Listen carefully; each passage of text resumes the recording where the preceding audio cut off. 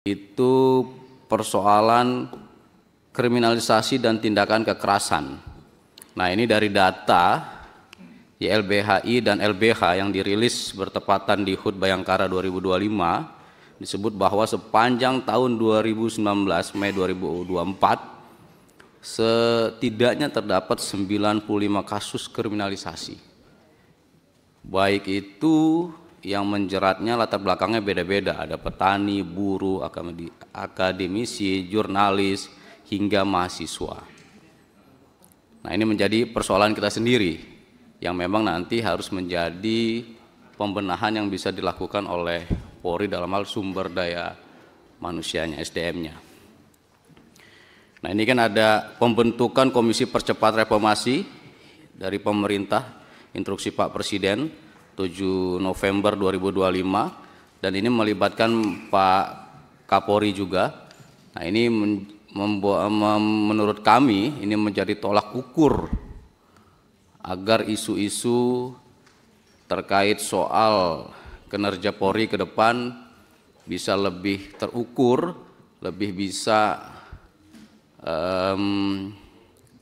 menjadi momentum untuk reformasi secara internalnya di Polri itu sendiri. Nah, kalau di Kejaksaan, Pak Wakil Jaksa Agung, ini banyak banget isu yang memang sebetulnya kinerja Kejaksaan ini kalau dilihat dari capaian penanganan tindak pidana tipikor sangat tinggi, Pak. Hanya menjadi persoalan itu adalah pengembalian dari aset-aset pidana korupsi itu tidak maksimal, Pak, jauh banget. Nah, ini yang seringkali menjadi cenderung masyarakat itu melihat Kejaksaan kali ini itu heboh di depan, tapi di belakangnya akhirnya melempem. Nah, yang kedua, hari ini rame lagi soal persoalan oknum-oknum kejaksaan yang dianggap misalnya ada penggelapan soal bukti sita atau kalau pidana barang bukti. Ini lagi rame nih. Ada jaksa-jaksa yang oknum-oknum yang nakal, tapi tidak dilakukan tindakan yang keras. Hanya pindah, tidak ada pemecatan, tidak ada pidana. Nah, ini menjadi persoalan tersendiri.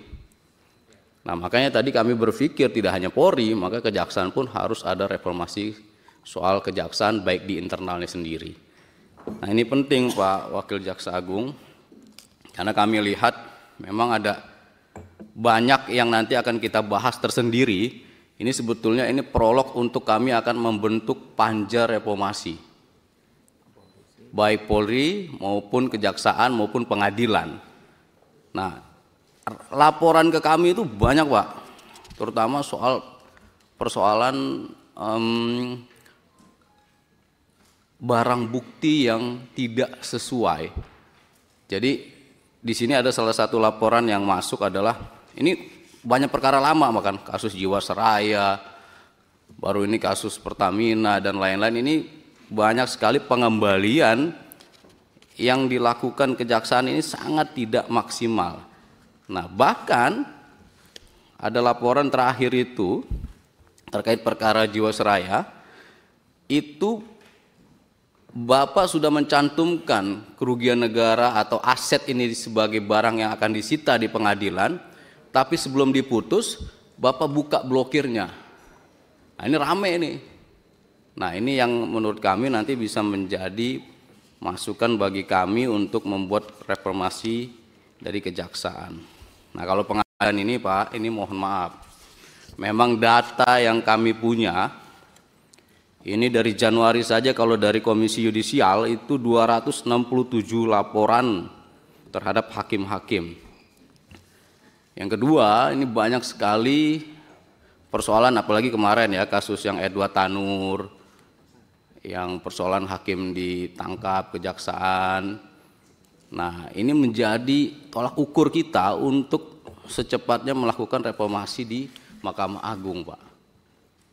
Masyarakat tuh mengeluh, salah satu keluhan yang paling banyak adalah bahwa susah sekali mengakses sebetulnya putusan-putusan yang ada di Mahkamah Agung maupun di pengadilan. Yang kedua, cenderung banyak persoalan yang dimana hakim ini atau pengadilan ini dijadikan alat oleh mafia-mafia untuk mengambil baik itu aset-aset tanah, terus kemarin apa ya terakhir laporan kita ya, itu ada persoalan tanah tuh Pak. Jadi saling gugat hanya untuk mengambil aset-aset orang lain. Dan itu modus-modus itu kebanyakan dimenanginya oleh pengadilan. Nah, kami juga sebetulnya menyoroti internal MA sendiri. Salah satunya adalah jabatan yang menurut kami terlalu lama dipimpin oleh salah satu hakim misalnya. Download Tribun X sekarang, menghadirkan lokal menjadi Indonesia.